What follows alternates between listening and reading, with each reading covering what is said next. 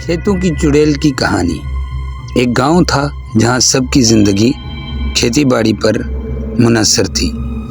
وہ گاؤں ہریالی، کھیتوں اور پرسکون ماحول کے لیے مشہور تھا، لیکن ان کھیتوں میں ایک پراسرار کہانی بھی چھپی تھی۔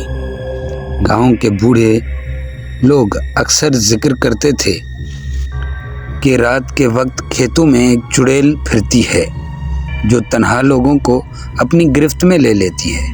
گاؤں کے بچے، خاص طور پر کسانوں کے بچے، دن کے وقت کھیتوں میں کھیلتے تھے، لیکن شام ہوتے ہی اپنے گھروں کو لوٹ جاتے تھے۔ مگر علی، زبیر، مریم، 3 دوست ہمیشہ مہم جوئی کی تلاش میں رہتے تھے۔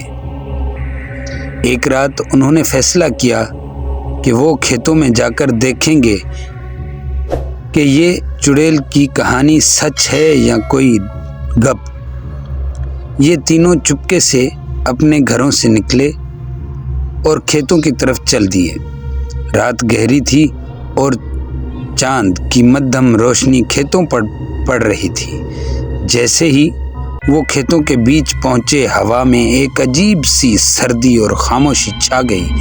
اچانک علی نے ایک سائے کو حرکت کرتے ہوئے دیکھا۔ یہ کیا تھا؟ علی نے کانپتی آواز میں کہا۔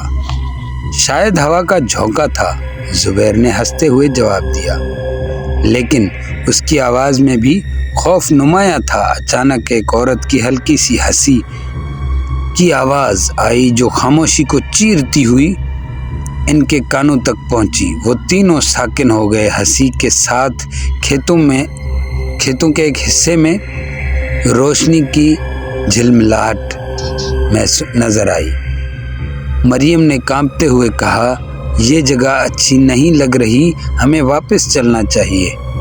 زبیر، جو ہمیشہ بہادری کا دعویٰ کرتا تھا، بولا، ہم آئے ہیں تو سچائی جان کر ہی جائیں گے۔